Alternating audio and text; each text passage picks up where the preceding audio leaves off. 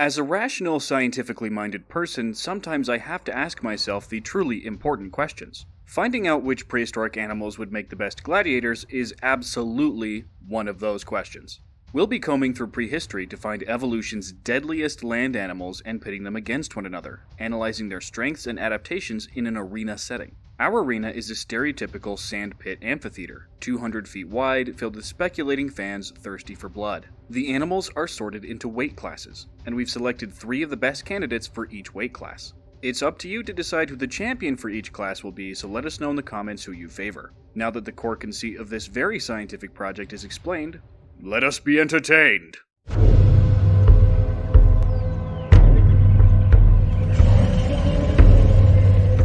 Our first class is the Bantamweights, animals weighing between 1 and 500 kilograms. Utahraptor, to nobody's surprise, is a serious contender in the bantamweight category. Its robust jaws, powerful clawed hands, and pinning sickle claw talons are formidable weapons by themselves, and a deadly storm when combined into a single animal.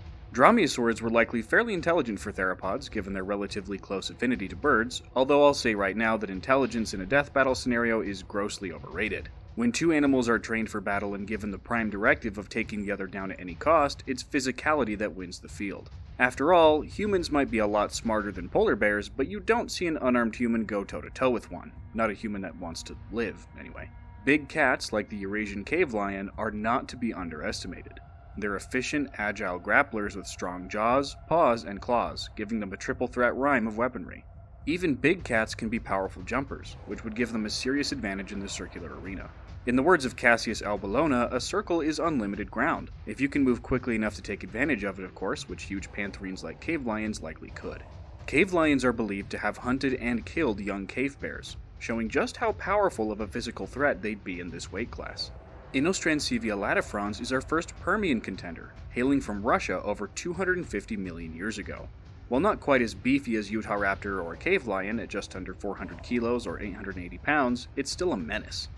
Its huge skull would give it a strong killing bite, and its long columnar legs would help it move quickly across the arena's sands. Plus, Gorgonopsians are just incredibly awesome, and I could not in good conscience leave Inostrancevia off this list. On to the lightweights with Afrovenator. This African megalosaurid was the size of a large polar bear, at around 800 kilos or over 1700 pounds, and hailed from the Jurassic Sahara. While fairly lightly built, its weapons were not to be sneezed at. Afrovenator's jaws are more than capable of dealing out fatal wounds to large opponents, and its claws are the size of steak knives. It would be able to slice and dice enemies in the arena, dyeing the sands red with blood. Arctodus simus represents the bears. Adults range between 500 and nearly 1,000 kilograms, up to 2,000 pounds, and their massive paws could decapitate many threats in their weight class.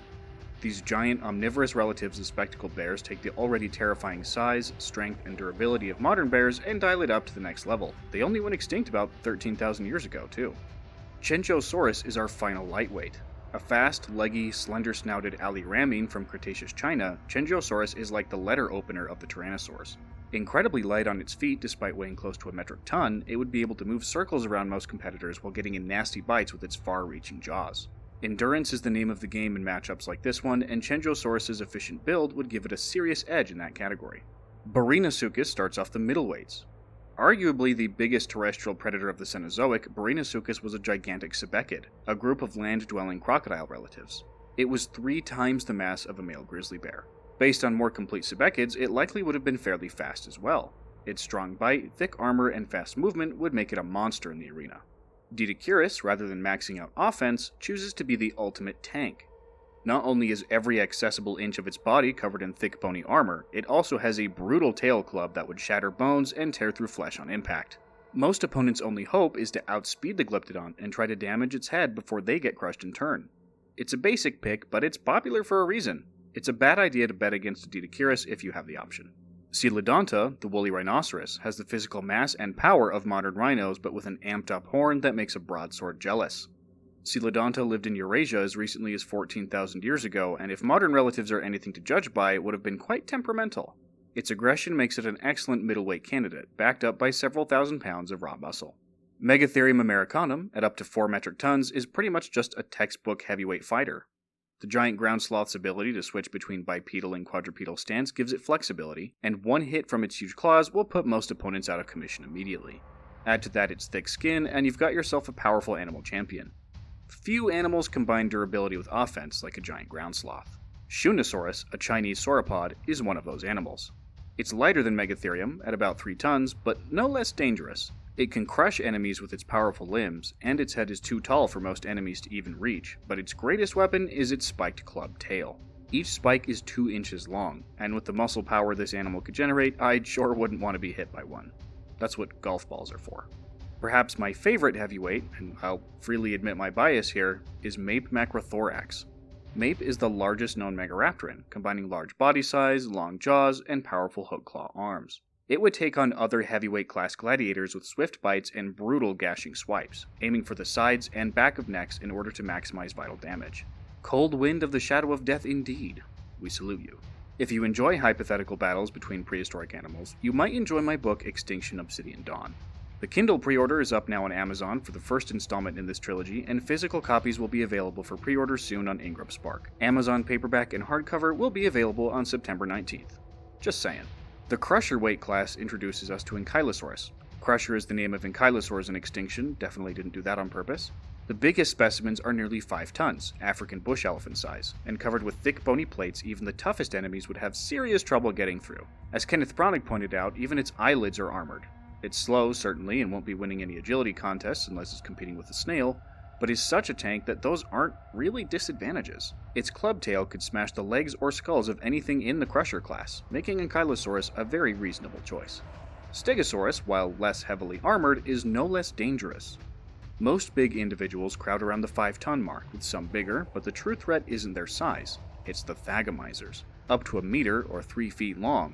These tail spikes can rip through muscle and puncture bone, and Stegosaurus's tail had an uncannily wide range of motion. In a circular arena, it could just move side to side, keeping its deadly tail at the ready until its opponent loses patience and gets impaled in the head. This would be my personal pick for the Crusher class, actually. Carcharodontosaurus may be the best carnivorous option in the Crusher class. While we don't have a good understanding of its size, considering it's only known from a partial skull, it's big enough that we can broadly predict its physical dominance over most other theropods. Its teeth were long, sharp, and serrated, excellent for cutting through huge chunks of flesh, and its sheer size would be a huge asset in a fight. Plus, it looks cool. On to destroyers, with the Columbian mammoth. Think elephant, but twice the size. With a combination of trunk, tusks, shoving capacity, crushing stomp, and quadruped stability, the Columbian mammoth is a strong man with spikes on its face. Granted, the tusks are curved inward, and so would be better for warding off opponents rather than actually stabbing, but perhaps they could play a part in shoving away attackers. Attackers like Tyrannosaurus rex, the most physically powerful theropod known from the fossil record. T-Rex might be the most popular dinosaur, making it a bit of an obvious choice, but that's for a reason. It's freakishly agile for its size, it can shatter bone with a bite, and it's absolutely enormous, with even small adults pushing 8 tons and the very biggest at 12 or higher. Being able to effectively one-shot anything its own size if it lands a solid bite is pretty nice, don't you say? Although its own weight lands in the Destroyer class, it's able to punch above its own level quite a bit. It's far from invulnerable though, which brings us to Triceratops and Torosaurus. For the purposes of gladiatorial combat, the two animals are practically indistinguishable. Each one tops out at 10 tons or higher, they're both able to turn rapidly, they have bony frills defending their necks, and they have swords attached to their foreheads and noses. And don't undersell their bites either. One nip from a beak like this could take your leg off, and do notable damage even to animals in its weight class. I might like Tyrannosaurus more, but these guys would be my pick. The Imperator class lifts the bar to up to 20 tons. Hello, Shantungosaurus. This was the most massive non-sauropod dinosaur known, with an upper estimate of 17 tons. It may have been able to move on its hind legs as well, able to switch back and forth between a bipedal and quadrupedal stance depending on the terrain. So it could rear up and use its monstrous bulk to crush whatever enemy faced it. Except it'll be fighting other Imperator class animals, so it would be more effective to build up speed and ram its enemies or hit them with a devastating tail thwack. Paleoloxodon is another great choice. You can pick P. pneumaticus, Antiquus, or Reikii. They're all roughly 13 to 16 tons, and functionally are just an upgraded Columbian mammoth when it comes to megafaunal combat. More muscles, bigger tusks, equals good. Certainly more entertaining for the spectators in this brutal, somewhat dystopian animal rights activist nightmare scenario we've come up with for your ghoulish viewing pleasure. Paraceratherium is the largest rhino known to have ever lived, with typical adults around 10 tons and the biggest at least 15 tons. While lacking the distinctive stabby nose horns of their smaller relatives, their sheer size is weapon enough for most scenarios. A kick from one of these animals could break limbs, and their neck was strong and robust, perhaps capable of delivering battering ram-like blows. I'd say the other two Imperator class entries are more competitively viable, but Paraceratherium could definitely work on certain niche teams. Finally, there's the Kingdom Killer weight class, with animals weighing 20 tons or more. For a comprehensive breakdown of dozens of animals in this category, you can check out my Megasauropod video, but for our purposes today, we can just say that Argentinosaurus wins. This South American titanosaur weighed 80 to 90 plus tons, dwarfing nearly every other competitor for the top spot in the weight class. Sauroposeidon may have been taller, and certain Rubacosaurs like Marapunosaurus more proportionally robust, but Argentinosaurus simply overpowers them. Unless, of course, you bring in Fangorn, which may have been even bigger than Argent, but that's a lost fossil. Either way, the crown absolutely goes to a sauropod, and it's not even close. Thanks for watching.